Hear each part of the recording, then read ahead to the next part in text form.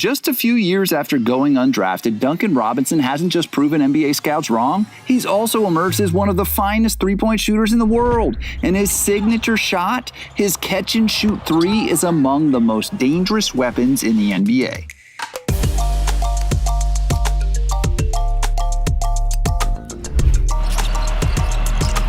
Double team, out Robinson. Robinson for three. Bang! Duncan Robinson from downtown.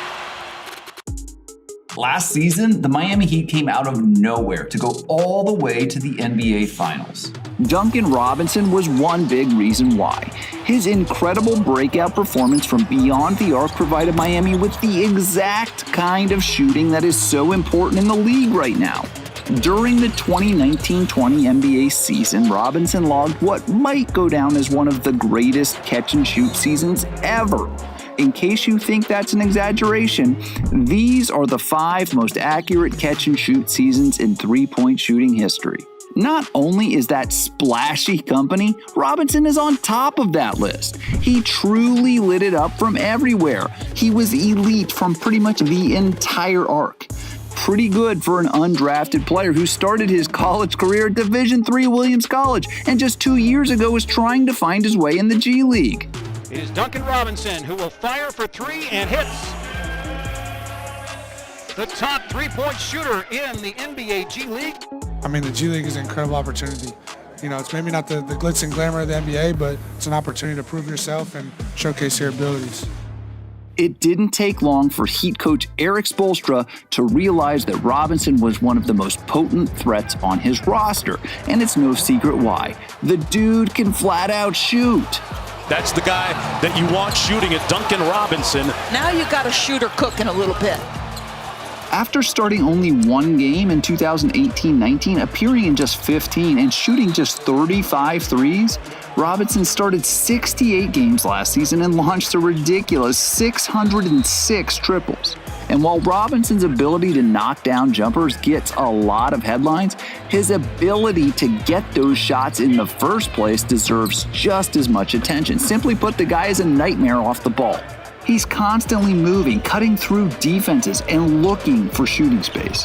Spoelstra has designed countless screening actions that are engineered to create clean looks for his young sharpshooter, and defenders hoping to stop Robinson not only have to chase him around screens, they also must stay right on his tail because Duncan has one of the fastest and one of the highest releases in the league.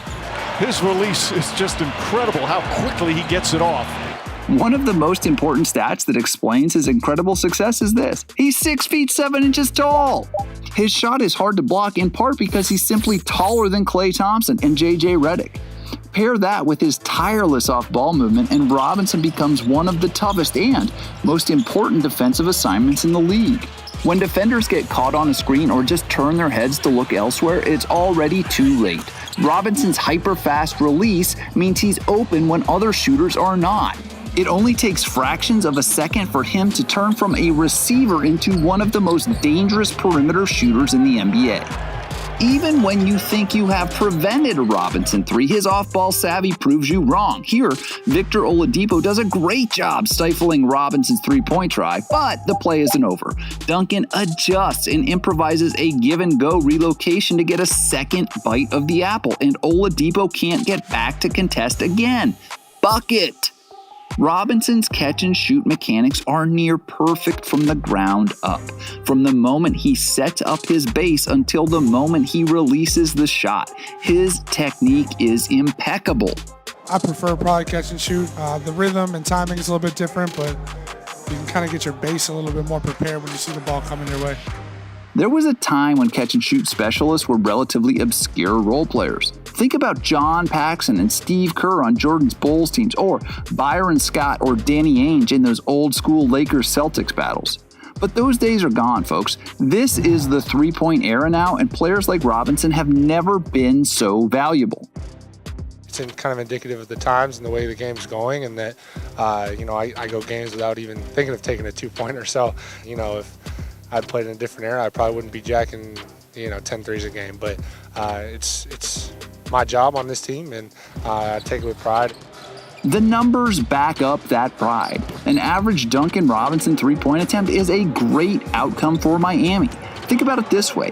Last season, an average Heat possession yielded 1.12 points. That made them a top 10 NBA offense. It's pretty good. However, an average Robinson three-point try yielded 1.34 points, which is incredibly efficient. Not only was Spoelstra cool with him launching 606 triples, he designed his offense around getting him all those looks.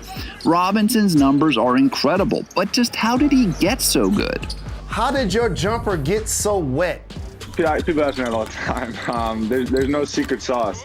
Shooting-wise, you got to find something that's comfortable to you and something that you can repeat, and then just rep it out over and over again until it just becomes muscle memory to the highest degree. So, there's no secret. People are always looking for one, but the secret is just in the sweat.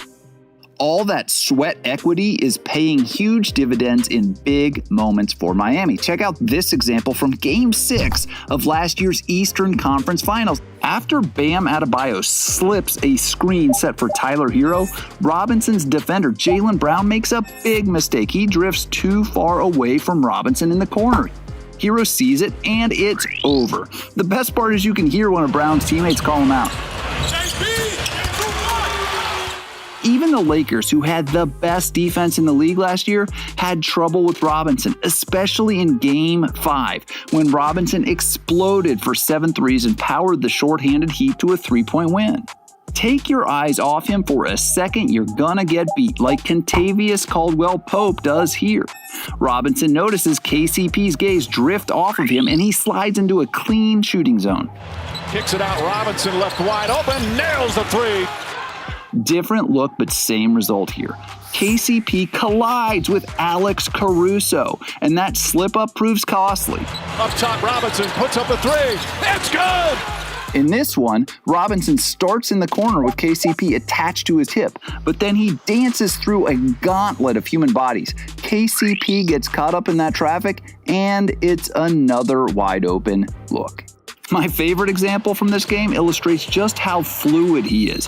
He morphs from an off-ball sprinter into a catch-and-shoot sniper with remarkable speed. Duncan Robinson again. That's good, and the foul! Duncan Robinson from downtown. This kind of body control just isn't fair. It's shots like these that command the ultimate respect from opposing defenses. Even on the possessions when he doesn't end up shooting, the sheer gravity of his constant threat demands defensive attention and opens up scoring opportunities elsewhere on the floor. And that might be Robinson's most valuable contribution. Sure, he launched 606 threes last year and made over 45% of them, but by taking defenders away from the action, he assisted his team in countless other possessions too. Robinson has emerged as one of the best shooters in the world, which is a huge reason why Miami became Eastern Conference champions in the bubble.